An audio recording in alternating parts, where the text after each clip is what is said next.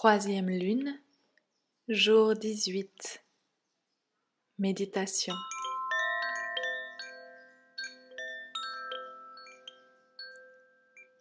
Comment venir en aide à ceux qui souffrent? Bienvenue dans cet espace. Aujourd'hui, nous allons revenir sur cette notion de prière, mais peut-être d'une façon bien différente.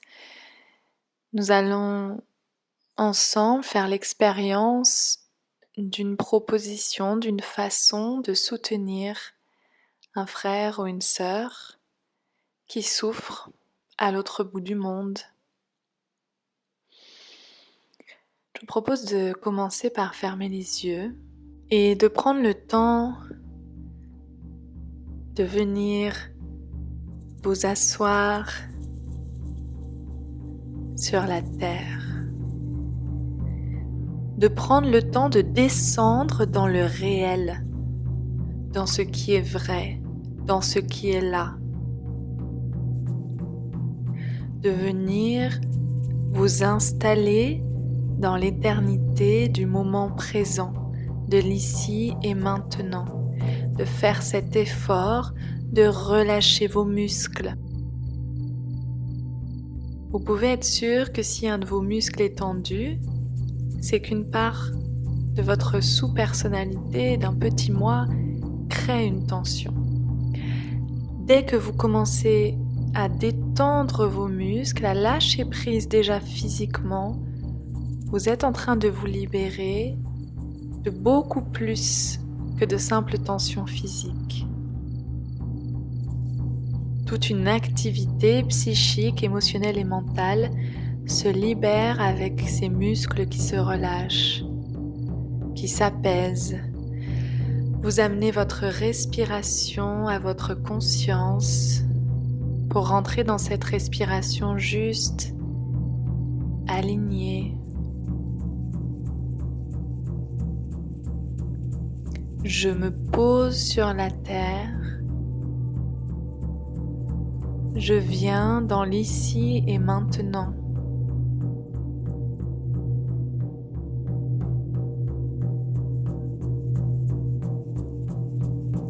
Je coupe du temps ordinaire, du rythme du quotidien automatique, hypnotique, pour rentrer dans un espace de conscience, de reliance.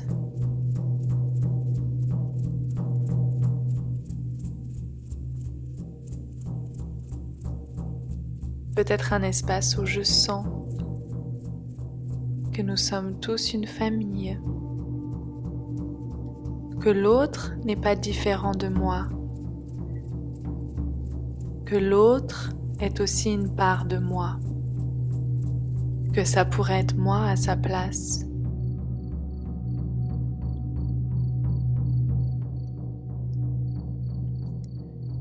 Tout en inspirant et en expirant,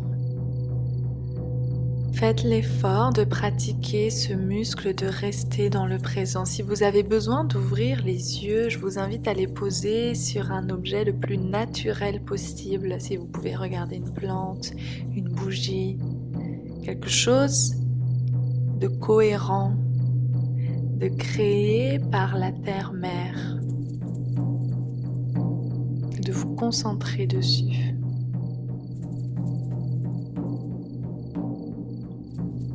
La paix est. La paix est tout autour de nous, tout autour de vous. Elle est vivante. C'est un être, l'être de la paix. Je peux y accéder, je peux être animé par la paix. Est-ce que c'est quelque chose de nouveau de dire sur Terre il y a des guerres? Alors, au moment où je parle, il y a une guerre quelque part. Peut-être en toi, peut-être chez un ami, peut-être avec ton patron, peut-être une guerre contre la planète Terre. On lui arrache les arbres. Qui, ton gouvernement, est en guerre contre la Terre?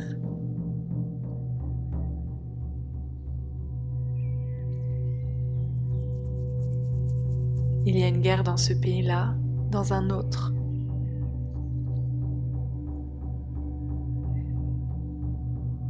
Et qu'est-ce que tu fais par rapport à ça?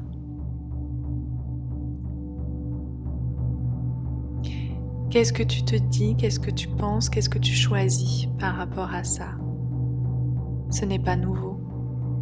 Est-ce que ça te surprend de dire sur Terre il y a des gens qui meurent de faim tous les jours? Sur Terre il y a des femmes qui sont assassinées tous les jours. Des dizaines et des dizaines de terrains de football, d'arbres qui sont coupés, détruits, brûlés.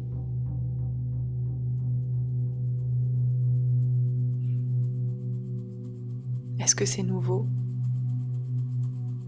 Sur Terre, il y a des pauvres, des sans-abri, des démunis, des réfugiés. Est-ce que c'est nouveau? Et qu'est-ce que tu fais par rapport à ça? Quel regard tu poses sur cette situation-là? Quelle responsabilité tu prends par rapport à ça, par rapport à tes frères et tes sœurs?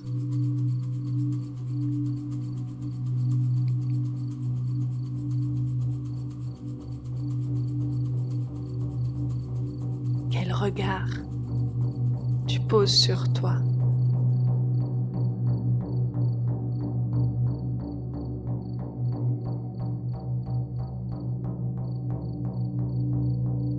Et ton cœur à toi, est-il en paix ou en guerre?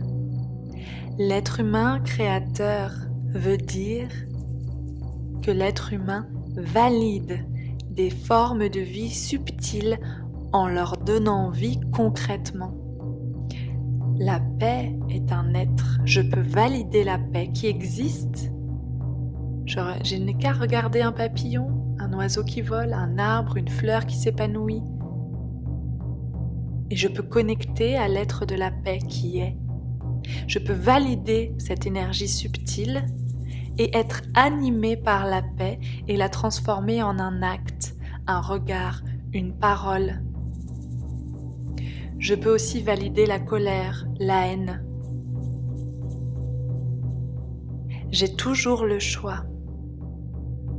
Et chaque choix que je fais impacte mon être dans toutes les dimensions, impacte les gens autour de moi et toute l'humanité pour l'éternité. Chaque pensée, chaque émotion, chaque désir, chaque acte est gravé dans l'éternité.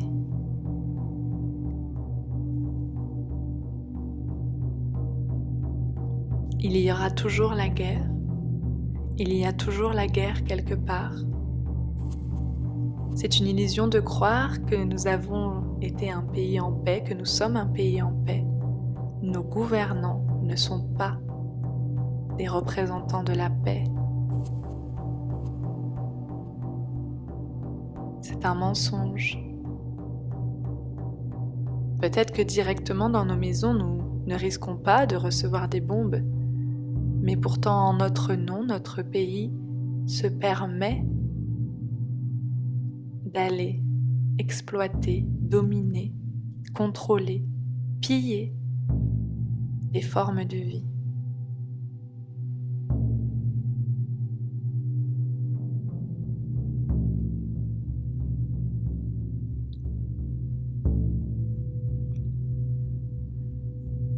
Prier pour la paix, prier pour les autres, en soi, ne veut pas dire grand-chose si mon cœur est en guerre, si je suis en guerre avec mon enfant, avec mon partenaire, avec mon patron, avec mes amis, avec moi-même.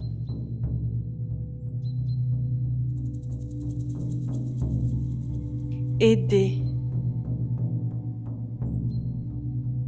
les hommes et les femmes et les enfants qui souffrent ne peut se faire que en étant dans le réel, ici et maintenant, en étant gardienne du regard authentique, du regard réel sur les choses.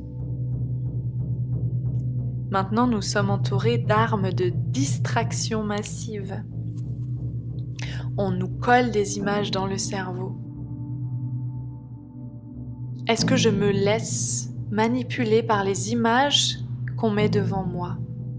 Quel regard je pose sur cette situation, sur ces situations autour de moi?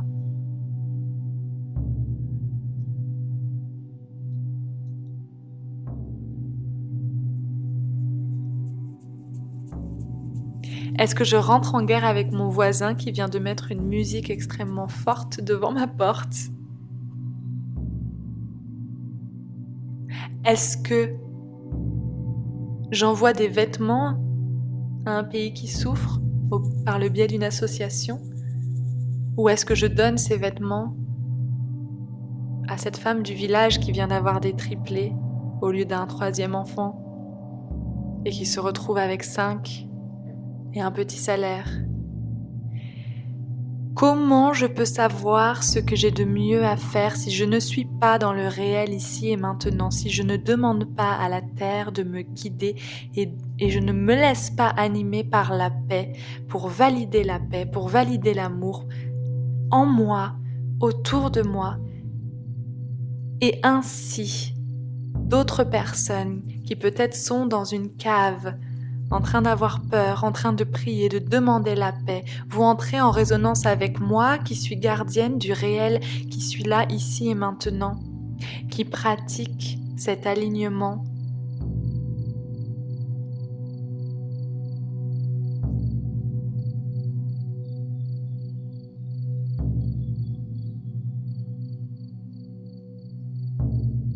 Qui regarde le réel aujourd'hui?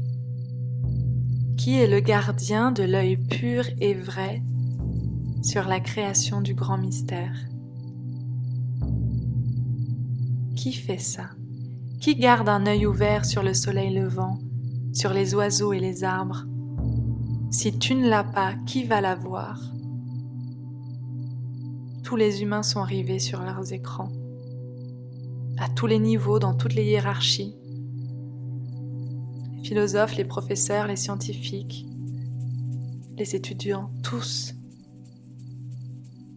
Qui va valider la paix, l'harmonie, la beauté, la présence, l'amour si tu ne le fais pas ici et maintenant chez toi?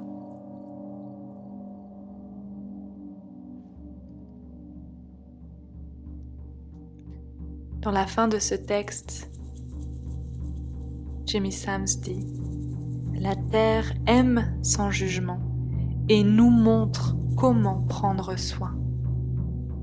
Regarde la terre, regarde les éléments, sois présent à la vie, choisis ce que tu regardes et comment tu le regardes. Regarde les mystères, regarde la vie avec un œil nouveau, avec révérence, avec l'oreille tendue, le cœur ouvert pour recevoir l'évidence de ce que tu vas faire ici et maintenant à chaque instant. Voilà, selon moi, comment chaque jour, à partir de maintenant, nous pouvons aider l'humanité en étant nous-mêmes des créateurs de paix et d'amour où que nous soyons, peu importe ce qui arrive. Nous choisissons de nous laisser animer par quoi? Qu'est-ce que tu choisis? Pratique. Et je te promets que tu feras une énorme différence.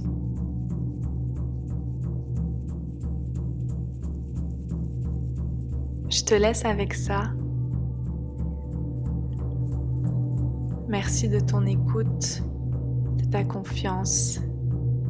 Soyons gardiennes du sacré.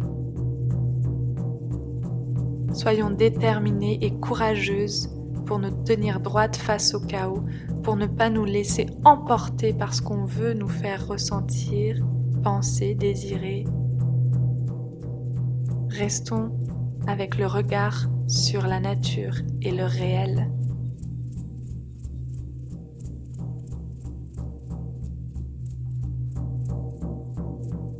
Aho.